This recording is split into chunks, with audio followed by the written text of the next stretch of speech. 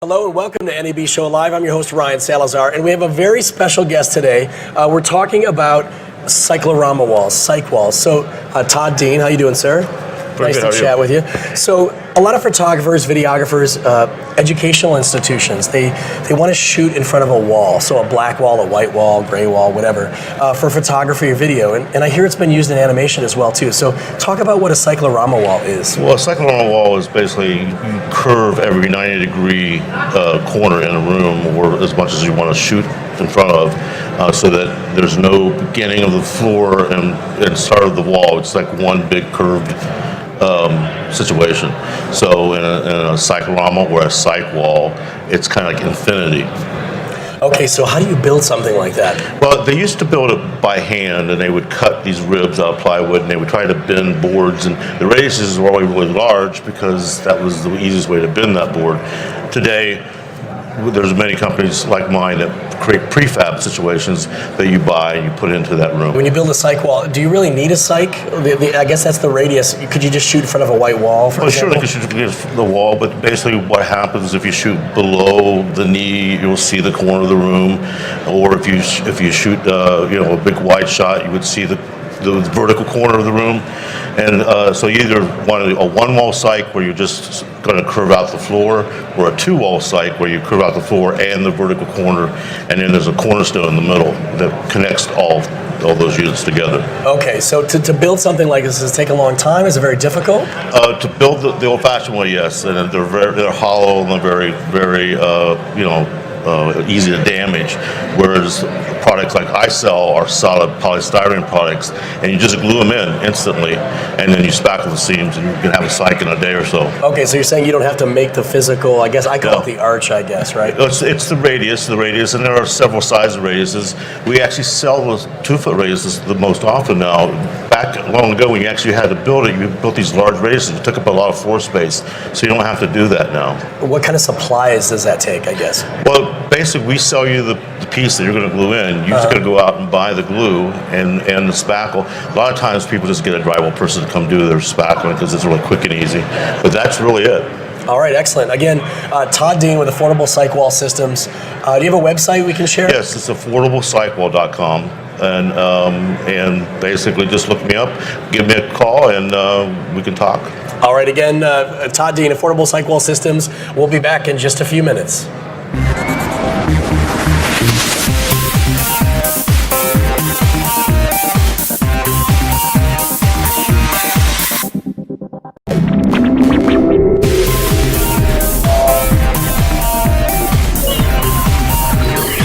Live from Las Vegas, this is NAB.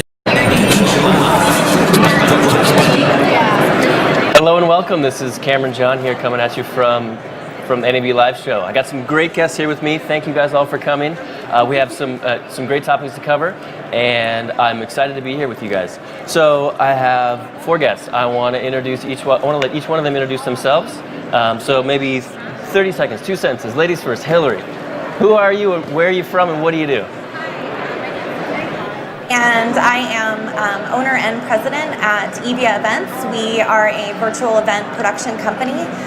We're based out of Seattle, and we work closely with customers like Microsoft, Amazon, Tableau to deliver a virtual experience for their corporate events. Great, thank you.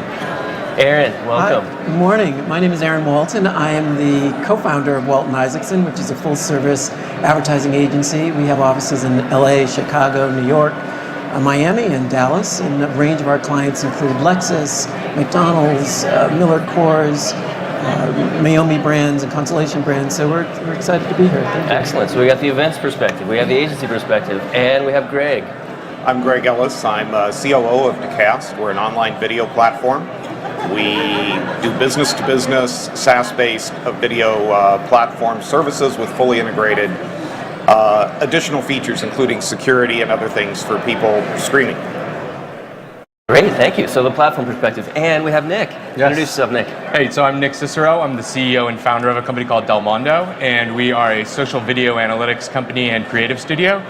We created the first analytics ever for Snapchat in 2014, and we right now are the only source of second-by-second real-time analytics for Facebook video and Facebook Live. Excellent. So speaking of live, so I should back up. What are we doing here? So the point of this chat and the reason we brought all these amazing people here together today is to talk about what's the future of live streaming, right? A lot of people talk about it. Some people are doing it, not everybody just yet. But how do you succeed in this live streaming economy? From where we sit, what we're seeing is it's now an attention economy, right? Everybody has infinite ways to distract themselves. There's all kinds of things that are competing for your attention, but also the attention of your clients. So from the perspective of live streaming, how do we see live streaming developing? How do you develop audiences? How do you distribute your live stream so that you're getting the right audience to listen in and tune in and engage with your content? And then how do you succeed in the attention economy? What's going to be coming down the road? So those are some of the topics we're going to discuss today.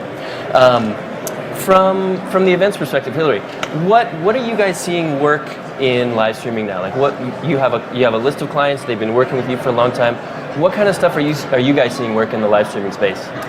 Yeah, so we pretty much all of our clients at one point or another are incorporating live streaming into their virtual experience. For a long time, it was all about the on-demand content, and at least if that content was preserved and recorded and made available after the event, then that was success to them. But as live streaming's become more accessible for the end users and something that they can rely on more, they're definitely starting to incorporate that into the experience. And typically what we see is sort of the high-end sessions that they hone in on, so such as the keynote sessions, general sessions, something with content that they know is going to drive a lot of attention to the event itself because they're using it as a way and a mechanism to bring the audience in and get them engaged. And so that's where we've seen it introduced. We do have some customers that will do live streaming across practically the entire event, and that's more of kind of a training experience where they just want those virtual end users to be able to access all the content and engage. Interesting. So you've really seen the industry move away from just production into I want to distribute this out to the world. I want to get lots and lots of people to view it, not just the people that are actually in the room. Absolutely. Interesting. Yeah. Okay. Aaron, what are you seeing working well in the live streaming space from the sort of agency perspective? Yeah, well, coming from the branded entertainment perspective, I would say it's always about capturing and being part of those moments, right? Yeah. Those moments that are exciting, that you want your brand to be surrounded by, that you want the customers to kind of engage with. But there are some physical constraints to that to some degree because you're limited to the space that you're physically in. And what live streaming actually does is it provides an opportunity to make those moments scalable and to make sure that people outside of that physical space can enjoy and participate and can kind of feel a part of what the brand message is or what the brand experience is. So we're finding more and more opportunities to incorporate that into the existing creative that we're doing, whether it's a live event or an event that's getting ready to promote a television series of content that we're doing. Interesting. Okay, those special moments. Does anything get lost in translation with live streaming when you're not physically in the room, but you're trying to recreate that magic? Yeah, listen, certainly there is, there's value to being in the room and to being a part of the experience physically. But it's the next evolution of how we kind of move those experiences on. If you look at, for example, GoPro, they helped, from a technology standpoint, give a point of view of an experience from a one-on-one point of view, from a user point of view that, this is how I'm experiencing this moment. But if you look at kind of the next evolution of it, I think it's going to be how do you take VR and give people an opportunity to kind of step into this world that you've created that may physically not be there, but they are feeling that energy and that excitement there. So I do think it's not the exact same, but it's certainly for sure adding something to it. Greg, what are you seeing work really well for your clients in live streaming? You guys only do live. Well, yeah, I'm kind of the techie approach here. Right. So what works best in live streaming has nothing to do with the technology. It has to do with everything Hillary and you've just said. It's creating the experience, it's creating the outreach to customers to gain their attention and hold on to them. Virtual reality, I'll bring this up a little different than what we talked about, but virtual reality, for example, I don't think it's going to be immersive for people as much as it is keep them from being distracted from the guy next to them, their coworker who hollers across an office, and these open office concepts we have these days, and lets people in their homes not get distracted by the little things that are always sitting on your desktop.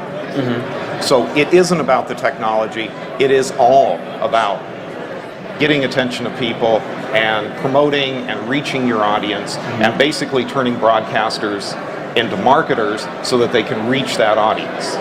That's an interesting perspective because, you know, from a technology perspective or a platform perspective, sometimes broadcasters are the gear guys, the gear ladies, right? So how do you do that? How do you educate them to become marketers so that they can actually get people to watch their live stream and make it pay off? That's very difficult. That's very difficult.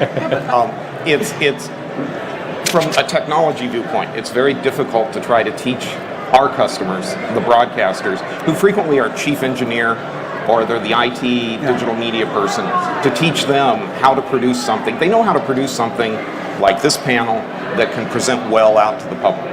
But they don't know how necessarily to live stream, to grab someone's attention, to direct them to the site where the stream is, and to pull them in as an audience. It is nothing different than television has always been, and broadcasting has always been. It takes PR, it takes promotion, it takes marketing. Turning them into it is the hardest thing. There is no easy way, except, sorry to say, but they fail once. And then they usually come and say, okay, what do we need to do? Interesting. But broadcasts are about acquisition of audiences. And what live does is it really does help you to acquire a larger audience, and sometimes an audience that you didn't expect was going to participate. So there are some moments where you're surprised, and I think broadcasters are getting more sophisticated, obviously, about how they can capture, to your point, the imagination and the excitement that these audiences want, and live can do that in ways that other mediums. I mean, consider the fact that with traditional broadcasting, I mean, the audience development angle has never been more open as it is with digital video, right? So even as a traditional broadcaster, it was very, I think that a lot of people for many years have been very talented at producing live video that they were streaming to television. And now that there's active audience development that can actually bring people on in the course of that 30-minute or 1 hour segment that you're on, I think it's huge. You know, to tap into your point earlier about teaching broadcasters to be marketers, you know, one of our largest clients, two of our largest clients are actually Red Bull and the UFC. The Red Bull is prolific at creating video on their own site and using social video channels like Facebook Live or Periscope or Twitter to bring people over into a subscription model. But even the UFC, you take, and we did this one for UFC 205 in New York, where they took their premium pay-per-view video, ran it through the live API on Facebook, and Del Mondo, we're actually measuring average minute audience for digital live streaming video. And the measurement that we had was a 65,000 AMA, which was only 20,000 less than what Watch ESPN had kind of considered as their highest ever men's basketball stream kind of a week later.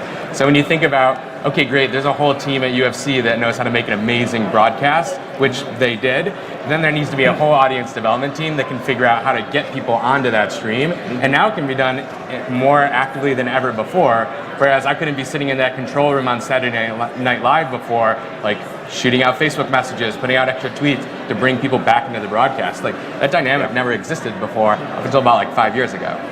Unpack that for me for a sec. You talked about average minute audience.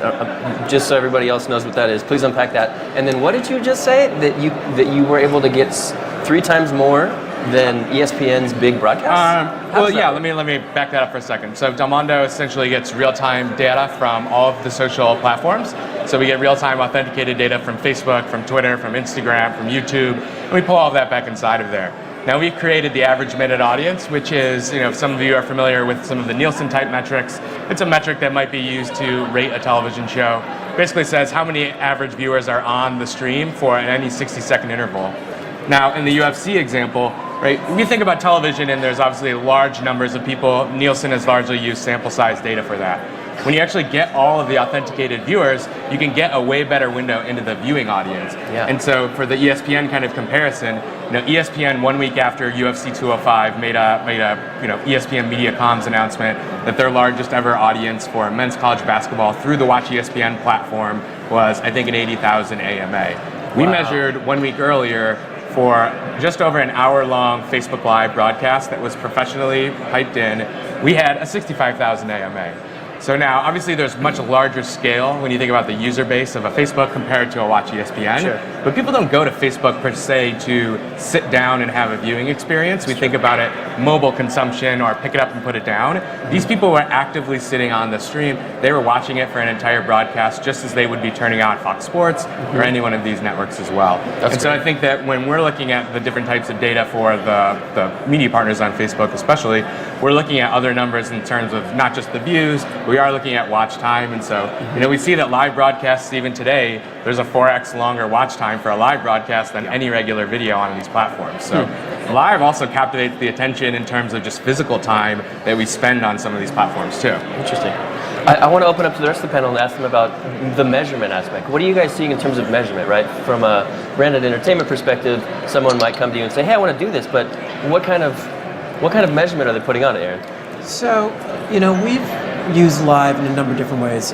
We've produced television series. We produced a series called Versus and Flow, where when we added the live component, and by the way, it's not just about plugging it in and putting on the signal and then hoping people discover it. It really is, to your point, you have to go out and promote it, and you have to make sure that people understand they're going to get a different type of experience than just being there, right? So what we've seen, quite frankly, is that in season 4 and season 5, when we were producing the show, we saw an extra 1 million viewers because of the live component that we did. So it clearly has a tremendous impact on bringing in more viewers. When we did a special, a 90-minute special on the same series, we had more viewers watching it live than actually watching it in the broadcast. Really? So it has some very real opportunities for us to expand. And to your point, it really is about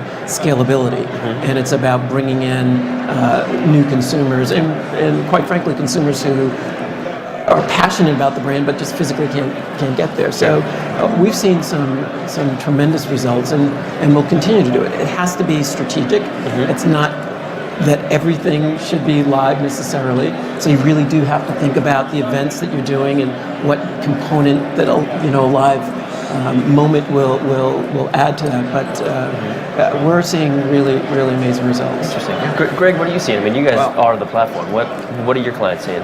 Exactly what you're talking about. The immediacy brings people and holds them.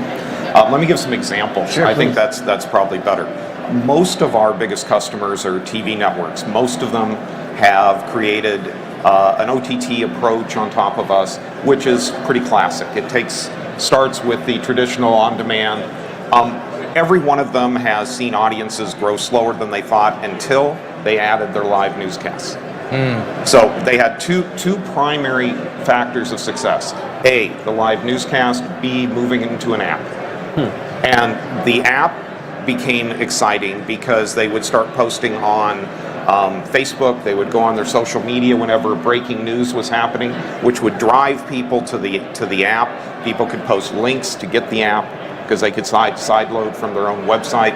And these types of operations over and over with different TV stations have repeated themselves, and this has been how they do the success. Live blows up their audiences overall. It increases consumption of their on-demand content. It increases visits, and it makes them more persistent and sticky.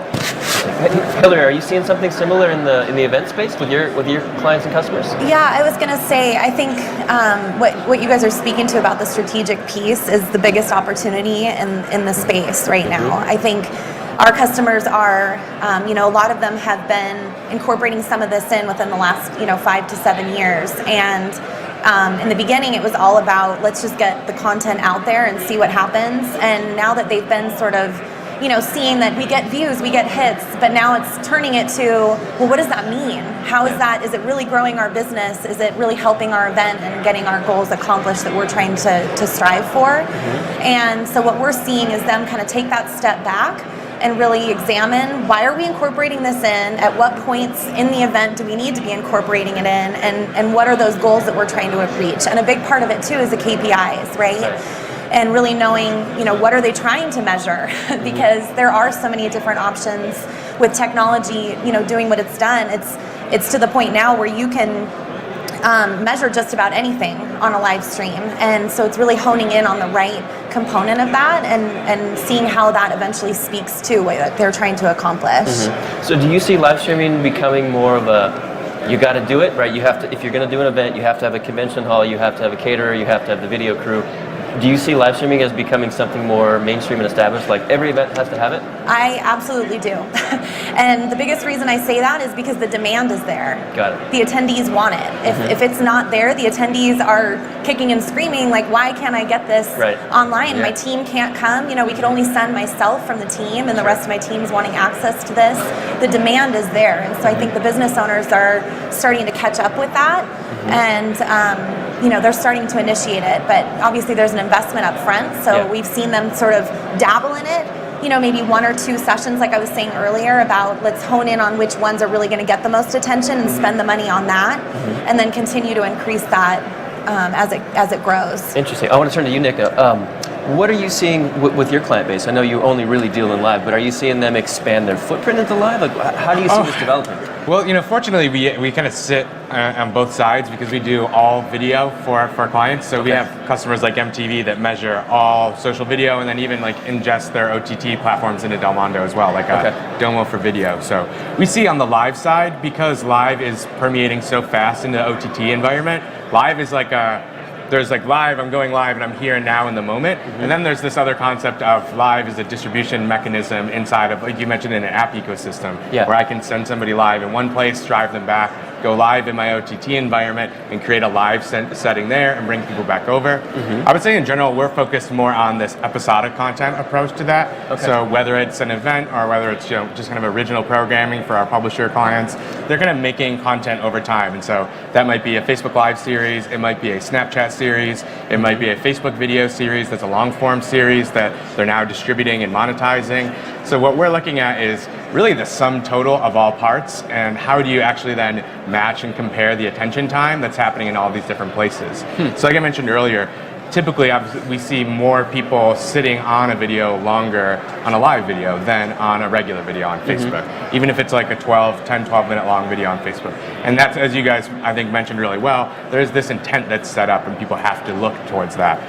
But I think that, and to your point kind of about kind of doing some episodes, and to your point about events, I think that there's like a here and now that's a real-time component that's fine, that's totally needed, right? We're here, we're live, we're streaming, but we added structure to this. So NAB is not just running around randomly streaming everything. They have a session and another session, and they probably had some lead up, or you talked about your clients needing to have the live streams at those events.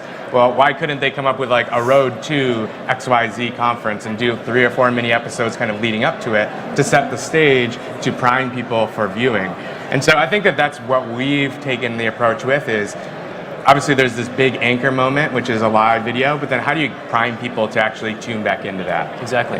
Greg, what about you? I was just going to say, one of the things that you said made me actually think too, one of the things that clients have to be comfortable with in the live environment is that there is some level of control that they're not necessarily going to have. And that's kind of what is exciting a little bit from consumer standpoint, that it's not all exactly perfect, but there is that sense of discovery, that sense of, I'm not quite sure what's going to happen next, but I know I need to be here, I know I need to experience what is going to potentially could happen. So there is, look, we're not going to let things get so out of control that it hurts the brand, but there is a level of anticipation that comes from live that you may not get. Well, I mean, we just came back from Coachella last weekend where we did a live Facebook Live with Rue 21, the teen clothing company. And they were definitely a little bit nervous on the get-go about internet reliability, and then obviously it's Coachella, so who knows, could run into the camera and everything.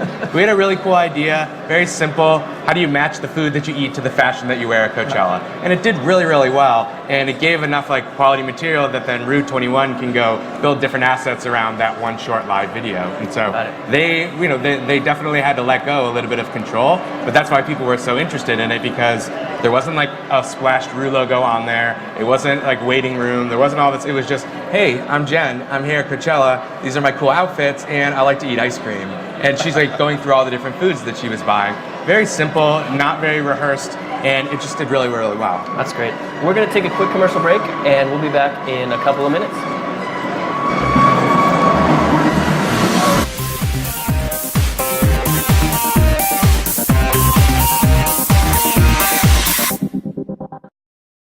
Hello and welcome to NAB Show Live. I'm your host, Ryan Salazar, and we have a very special guest today. We're talking about cyclorama walls, cyc walls. So, Todd Dean, how you doing, sir? Nice to chat with you. So, a lot of photographers, videographers, educational institutions, they want to shoot in front of a wall, so a black wall, a white wall, gray wall, whatever, for photography or video. And I hear it's been used in animation as well, too. So talk about what a cyclorama wall is. Well, a cyclorama wall is basically you curve every 90-degree corner in a room, or as much as you want to shoot in front of, so that there's no beginning of the floor and start of the wall. It's like one big curved situation. So in a cyclorama or a cyc wall, it's kind of like infinity. Okay, so how do you build something like that? Well, they used to build it by hand, and they would cut these ribs out of plywood, and they would try to bend boards, and the radiuses were always really large because that was the easiest way to bend that board. Today, there's many companies like mine that create prefab situations that you buy and you put into that room. When you build a cyc wall, do you really need a cyc? I guess that's the radius. Could you just shoot in front of a white wall, for example? Sure, they could shoot against the wall, but basically what happens if you shoot below the knee, you'll see the corner of the room, or if you shoot a big wide shot, you would see the vertical corner of the room. And so you either want a one-wall cyc where you're just going to curve out the floor, or a two-wall cyc where you curve out the floor and the vertical corner, and then there's a cornerstone in the middle that connects all those units together. Okay, so to build something like this, does it take a long time? Is it very difficult? To build the old-fashioned way, yes, and they're hollow and they're very easy to damage, whereas products like I sell are solid polystyrene products, and you just glue them in instantly, and then you spackle the seams, and you can have a cyc in a day or so. Okay, so you're saying you don't have to make the physical, I guess I call it the arch, I guess, right? It's the radius, and there are several sizes of radiuses. We actually sell those 2-foot radiuses the most often now.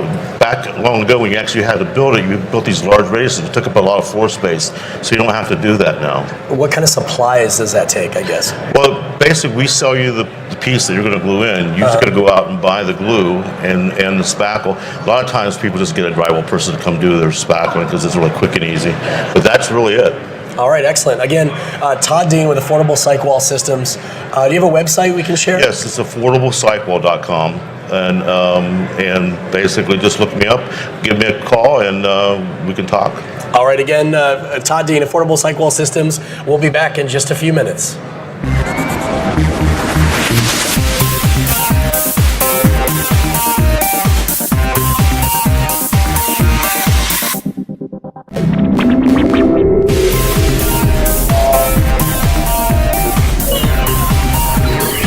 Live from Las Vegas, this is NAB Show Live, produced by Broadcast Beat.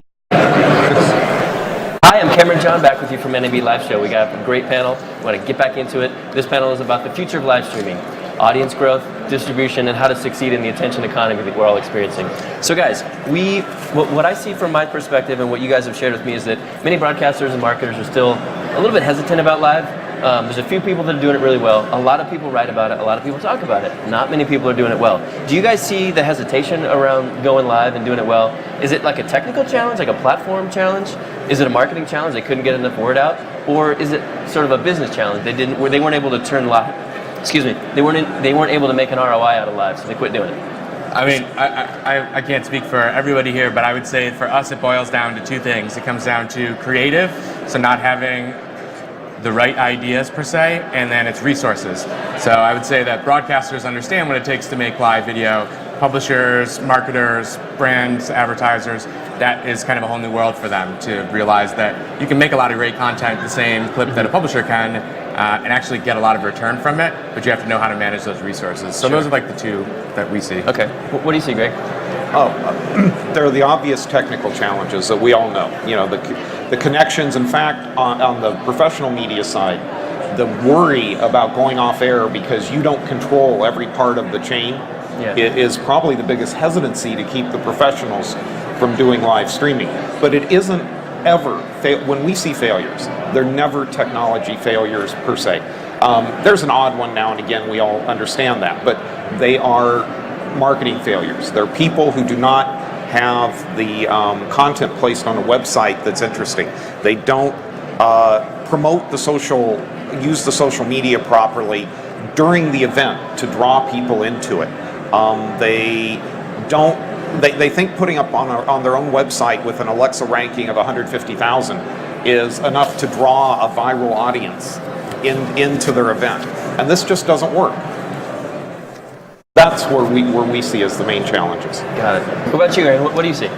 I think it starts with the strategy, and which leads into the creative, obviously. But I think everyone who's done it successfully has understood very clearly what it was strategically that they were trying to achieve. Okay. And not all events are created equal. Not all kind of television shows are necessarily created equal in terms of what makes sense for live and what doesn't.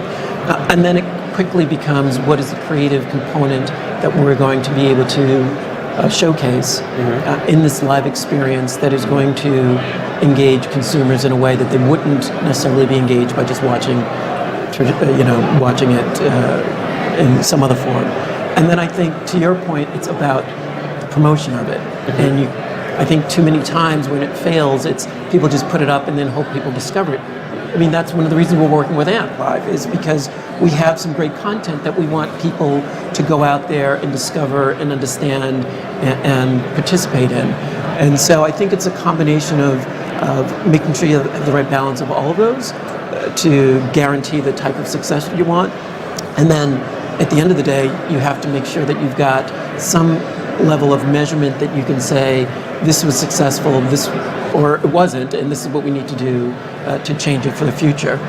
So we've been pretty successful in the types of programs that we've done in terms of the measurement and in terms of the intent of why we wanted to do it. For example, during Fashion Week with Lexus, we were the sponsors for Fashion Week, and we worked with one of the designers in Fashion Week called Opening Ceremony. And if you're at that fashion show, there are maybe 300 people there. Right. And they experienced something really unique, but we were very targeted in how we wanted to really kind of expand that. And we got 300,000 people through watching it live. Not only did the brand benefit, but also, Opening Ceremony benefited. They got more consumers. So I think when you're kind of at the very onset of the initiative, kind of laying out very clear strategic goals and objectives, you're pretty much guaranteed to get the success you want. 300 to You have to think about you mentioned earlier, like Fashion Week and stuff like that. There's a time factor to think about as well. Yeah, exactly. And I hate to keep driving back to Facebook Live, but obviously we have a lot of data that shows that when you pick it up, you could go live, and if you go live for 10 minutes, it's very hard to believe that everybody in the entire universe is going to want to pick up their phone, open up Facebook, and just happen to come upon your live stream in that 10 minutes. And so the setup, the post, how you kind of engage with it after, the length of your stream, all of these things are factors that are going to. And when I have clients that come back to us and say, well, we didn't get anybody that watched it while it was live. I'm like, well, you got 50,000 people who watched it 20 minutes after you stopped going live. So what would happen if maybe you just made that broadcast 10 minutes longer and stayed on for that much? Yeah. So I think that we forget sometimes that literally it does take, when you go across the world and back and sending video, even though it's really, really fast, it does take some time to ping one site, to ping that other site, and then for you to even get that response in your email to know that you should be tuning in for whatever that experience is. Exactly. Even like you guys, to serve an ad, to get it to start running with enough reasonable amount of time to then actually be able to take action on it in real time. Right. I mean, it's a coordinated effort, but when you do it, I think it works really, really well. Hey, Hillary, I want to ask you, what kind of stuff are you seeing with your clients? Like, how do you advise them how to get people to watch their live stream? How are they doing that? How are they doing the distribution and the audience development side? Yeah, I think when you're talking about the large scale events where budget isn't much of an issue, for them, one of the bigger challenges is really identifying what channel to use and what mechanism to push that live stream through.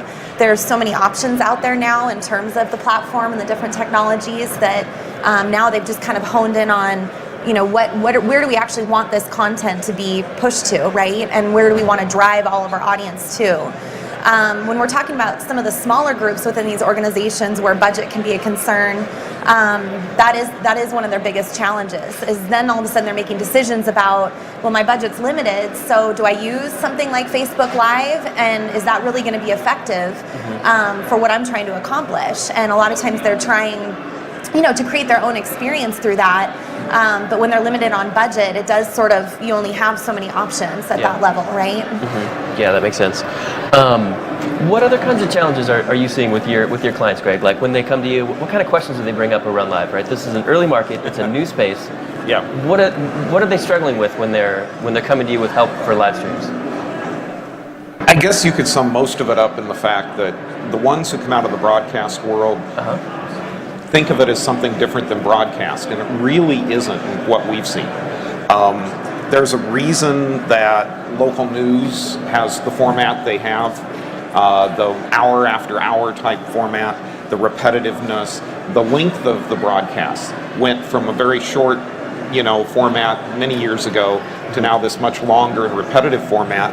And live streaming, so they ask, what do you do at live stream to succeed? And we basically tell people, look at what the local independent television stations do to draw in their audiences. They face the same challenge that most of our broadcasters face. They're not the big brand name. They're not the big flashy performer typically. So what do they have to do? They have to have duration. You can't have one person. We have a professional development guy who sits and talks, and basically he just stares at the audience with a few words interspersed.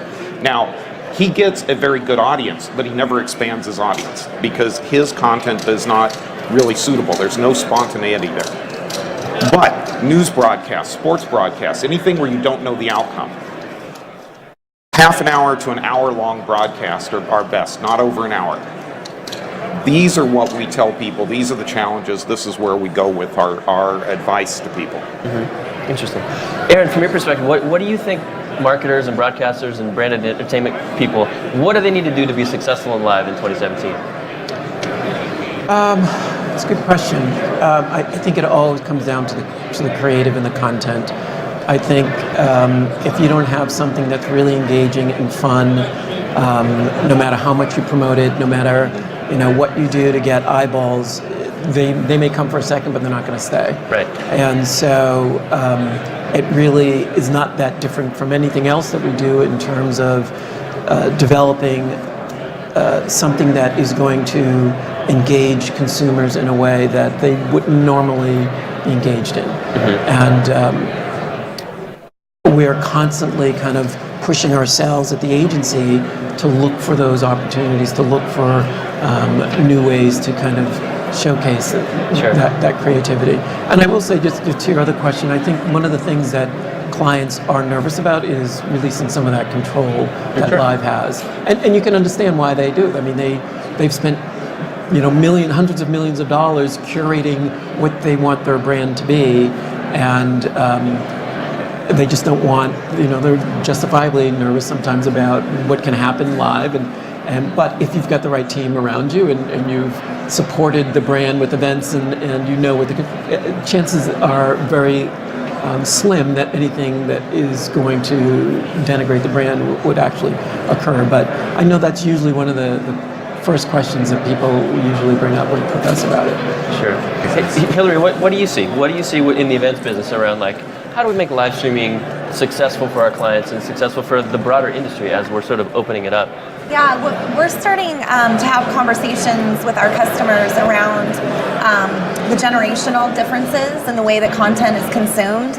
And so I think it's really important that people are thinking about, you have the baby boomer and the Generation X who is used to, consuming content a certain way. They're better with the long form content, things like that. And then you've got the millennials coming in, and even Gen Z after that. They've been consuming content in such a different way that the diversification of the type of content that's being put out there in their events is going to be key. Okay. And they need to make sure that they're reaching all of those audiences because they're all going to be consuming it in different ways. Interesting. Let's shift gears. I want to talk about Facebook Live, right? It's sort of the elephant in the room. It hasn't been out that long, but you can't start a conversation about live streaming without talking about Facebook Live. Do you think they're going to win this race for audience attention? Do you think by the time we have Who's in the NAB race? next year? Who's in the race? I guess It's just going to be them. who's running the race? Who are the players? I mean, I think that's up for debate. I think that we're really just ramping up to social video and owned live streaming. And am I going to stream in an environment that I can own all of that access to, whether it's my own.com, my OTT Play, my mobile app, or am I using and working inside of one of the ecosystems that one of these platforms are providing? So obviously I'm extremely biased because we love the Facebook team and we see all of the data, and it's very, very large, and the watch times on live videos are 4x what a normal regular video on Facebook gets. So if you're just looking at the fact that people spend a ton of time in Facebook and Instagram every single day, and that live video is ultimately, by all accounts, one of the most watched pieces of format on the platform, then I would tend to reason that I think that could be very successful going forward. Now, that being said, I think that we've kind of gone around wave one of Facebook Live, which is like testing. So everybody's trying to figure this out. Publishers experimented, brands experimented, just everyday folks are doing a lot of that as well. And now I think it's time for the structure. So you have a Facebook Live app, you have a VOD environment, you have these different stages of video, of a live video to a VOD video, and different options in how to do that. And you have multiple places in the Facebook ecosystem, so now Facebook and Instagram, where you can go live, you can make semi-live with stories, you can make your own video on demand library, and as of 2 weeks ago, if you applied for all of the partnerships that they offer, you can monetize all of that now. You don't have to be like a verified account. You could be Joe Schmo who's getting 150,000 views on his Caveman Facebook Live broadcast, and now he can go out and find those folks. So, in my opinion, personally, the Facebook ecosystem for smart publishers and people that want to monetize making video, I think that there's a huge opportunity where there's a significant amount of time, cost, and energy required to make your own world, roll your own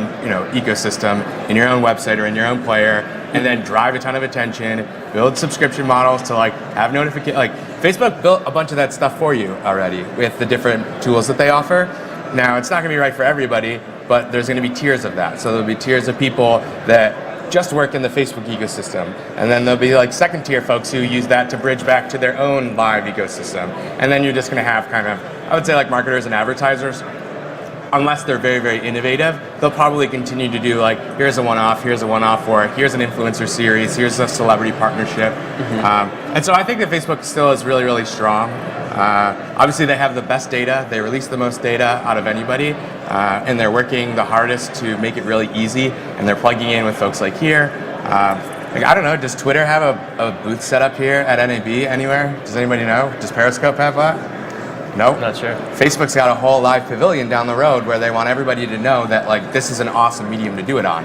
So they're also taking the necessary steps to go out and talk with these people and evangelize for live streaming, where honestly I haven't seen anybody say, hey, come and talk at our Twitter booth about live video. So Interesting. Greg, aren't they kind of already winning? I mean, the reality is they've been early.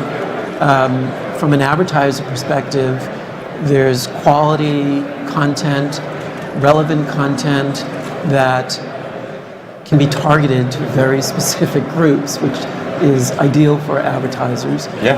And so everyone kind of wins. So Well, I think I'm that sure we're- there are going to be more people are going to get in, but good on Facebook for being smart and being aggressive and making it easy for people to connect with it. Well, remember, I think that a lot of what we're talking about is predicated upon my organization being the go live person, which I think is total. Like, if you are just saying that you can build and derive your own value from the tools that are there, I'm totally with you. Like, I know a lot of people that are making a lot of return by marketing and using Facebook Live as their main marketing channel.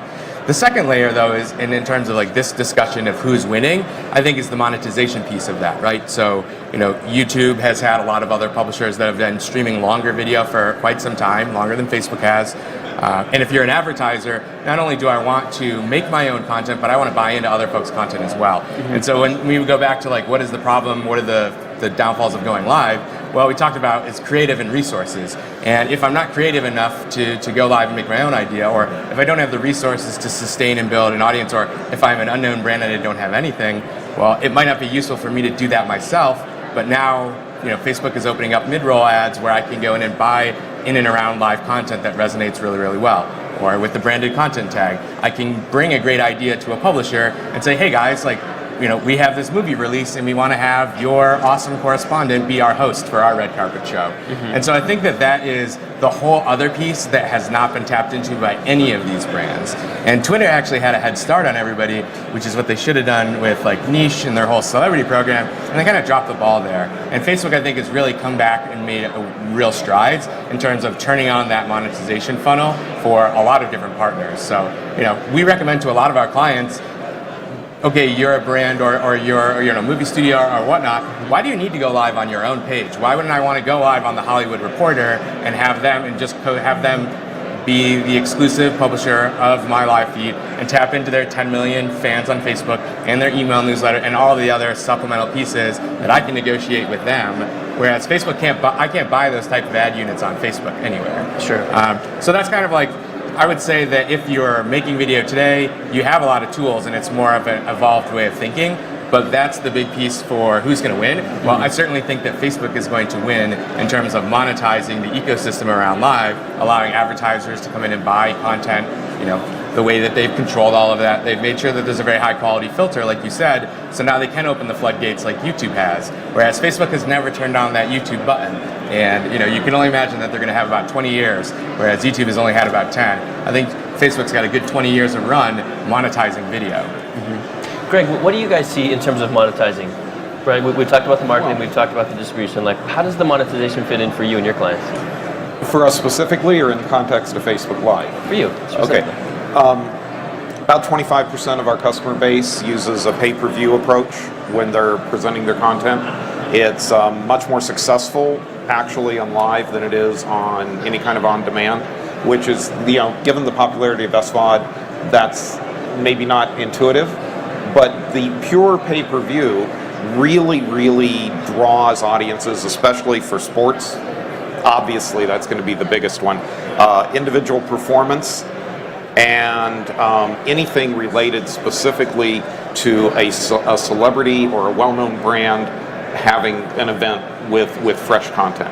These types of things resonate. About 25% will put a paywall up, okay, and they'll sell through it, and they're pretty happy about it. It has all of the same issues.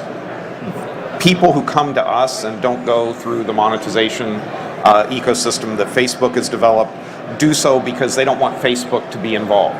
They don't want that middleman. I think the people who are, for example, you mentioned Red Bull. We've had probably 24 Red Bull concerts from around the world. The people they contracted with to produce the live stream used us for the live streaming. Yeah. Why did they use us? Why didn't they go on Facebook Live? Because they wanted to control where it was displayed, how it was displayed, what was around it, and just as importantly, the technical quality. Yeah. And all of those things right now, Facebook Live has concerns, raises concerns. Yeah, interesting. Well, let's talk about audiences.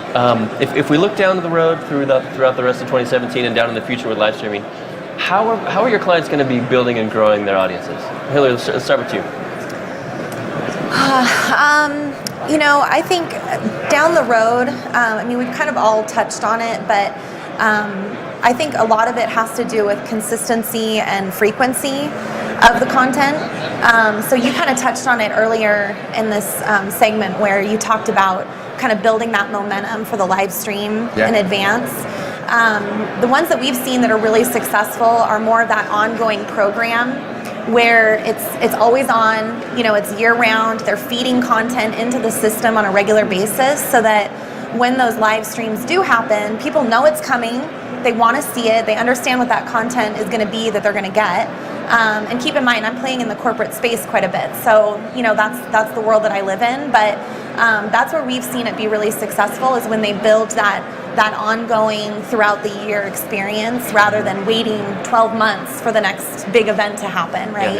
And you need that. I think that's no matter who you are, what platform, wherever you're distributing, you always need something like that too. It's like I think that what you talked about in controlling the streams is super valuable, right? Because I have the ability to own all of that. Obviously, I can get a little bit more data than inside of some of these walled gardens, but I still can't go live with you guys and reach 1 million people right away. So no matter where I'm going to go live on any platform, no matter if there's a built-in audience like Facebook or not that you have to build it yourself, you're always going to have to do that level of audience development and distribution into that, which I think is something that we think about as an afterthought to begin with, right? Is that we take the advantage of going live for granted because it is so easy to go live in so many places now. Yeah, exactly.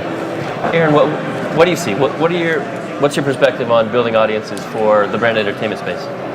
It comes back, I think the most important thing is consistency. You can't be one and done. You've got to provide, you got to feed the machine, right? Mm-hmm. You've got to give people an opportunity to first discover it and then come back and rediscover it and then evangelize about it and tell other people about it. So I do think a lot of it has to do with, being able to kind of develop enough content to get it out there. And by the way, there are a lot of restrictions with that, right? Budgets and all that sort of stuff. But if we're going to, pie in the sky, that would be one of the things. And the other thing is, quite frankly, just making sure that we are, and it's a different creative mindset, but making sure that we're developing content that fits that medium the way that people who are receiving that content want to see it. And I think those two things are two critical things for the future if we're talking about how do we build this and go beyond where we are today. Sure, exactly. We're running short of time. I want to ask Nick and maybe one other person for what's the coolest live stream example you've seen thus far? The coolest? Yeah. What's the coolest one you've seen? Oh man. Well, I'd say the most ambitious one that I've seen, we did the Snickers 36-hour live stream at the Super Bowl this year. Wow. And so Snickers had, 4 different agencies that were producing video, shooting video with all these different actors. And they had Betty White, they had Adam Driver coming on board. And so they basically ran one 36-hour channel on Facebook Live to kind of be their, basically live hub. And then they kind of distributed like 30 different pods underneath it. And so they were going live with one continuous channel and 30 pods. It was extremely ambitious. That's why I think it's kind of cool because there are a lot of people, a lot of moving parts, 2 sound stages, and then they all built up to like an actual commercial shoot that they did live during the Super Bowl. And so I thought that was like an ambitious creative goal, personally. I think that there's a lot of cool stuff though. I obviously like watching live video every day all across the board. I'm a big fan of the Red Bull stuff. They're always going live and doing great things. But yeah, and my personal favorite is Jazz at Lincoln Center. I'm a jazz trumpet player, so I'm a big fan that Jazz at Lincoln Center opens up so many streams. That's great. So that's my favorite stream. Excellent. Well, this has been a great panel. I really appreciate your time, Hillary, Aaron, Greg, and Nick. We from what I heard from you guys, basically live stream is not a technical challenge now, it's a marketing challenge, right? We talked about our owned and operated sites, our own email lists, our own social followers, our own website traffic. There's also the earned media that you can get from Facebook that you can earn over time. There's also a slice that we haven't talked about, which is paid media. That's distribution. A company like AmbLive can help you with that. We can guarantee you massive live audiences for any live stream you want. It could be 1 million people, it could be 20 million people. So check us out if you need to. Thank you very much for your time. This has been Cameron John from NAB Live Show. Thank you so much. Thank you, NAB Live Show, for letting us do this.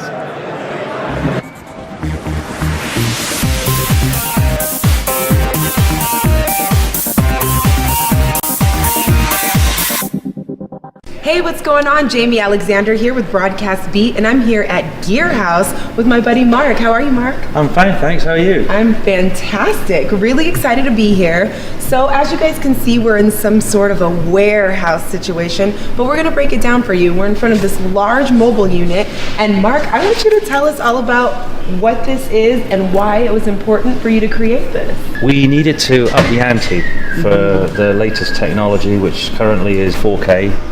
Because of the complexity, the amount of sources, the amount of machinery needed to make this stuff happen, we had to go to something that was built with exactly the same materials as super yachts are made from, which is Columbus, which is a 4K truck right here needed to make this truck. Has a number of features in it that are very different to your typical truck you'll find in North America. Normally on the old trucks you crank things up with a handle, and basically two guys after about 45 minutes get very strong arms doing this to both lift the truck off the ground and pop out what we call an expando, which is this part of the truck. So what happens on this one is, going underneath, I will put this out, we have a remote control. And what this remote control does is we stand off, we hit a button, and this truck deploys 4 hydraulic legs, and then the whole truck lifts itself off the ground. When it's happy that it's level, it pops this side out here by itself, and the floor folds down. And this truck deploys... Okay, this looks great. So this is the recording area. What makes this different and special on this mobile unit? We utilize EVS, who are a well-known survey company. And what they do is these machines enable us to record multiple sources of 4K or HD, and we're able to record them so the client can walk away with their own hard drives of what we recorded all day. But more importantly, or as importantly, we also do replays here. These are typically generated at a station like this. What makes this different is that we're able to move these stations anywhere around this truck, and that is mainly thanks to a system we've implicated in full here called VSM. So VSM is made by a German company called Lavo. What's important about that is this truck has so many sources, video and audio coming into it. We handle 4,096 by 4,096 audio cross points, and then close to 1,000 video cross points. A human being is in charge of all this, and we kind of got to the point where honestly we're kind of asking too much of a guy, as you could imagine. Right. So we have a brain that sits over all this called VSM that enables us, once we've told the brain how many sources there are, what they do, where they go, video and audio, and if you add all that up, I just told you, you're looking at like 5,000 by 5,000 sources. A guy has to tell the brain at the beginning what these sources are, and once it's in, and that took us quite a long time to do, but the beauty of it now is when we want to move any source to somewhere else, and even change the way the panels are configured, so if someone's used to it a certain way and they want to move either down there or down the back end of the truck where we're going after, or anywhere in this truck, we just press a button and all of a sudden they get the same layout in front of them, they get the same panels, and we can do that very, very quickly and easily. And that makes people happy. The truck where we're going after. Effectively, this is a 15-person control room. Again, because of what I said earlier on about VSM and the way that we can manipulate and move easily certain positions, working positions, operational positions around a truck, we've kind of given people a palette, for want of a better word, of a production palette. So they walk in and we go, who do you want where? We're not telling them where they go. Yes. And that's a big, big difference. So this monitor wall is pretty amazing. Is this in 4K also? Yes, it is. This happens to be the only all 4K monitor wall currently in North America that we know of. We've done our research, so I think it's safe to say it. Thank you so much for spending your time showing us this remarkable creation. And Not at all. gosh, so much more to come, right? Yes, indeed. Yeah, keep them peeled for sure. Okay.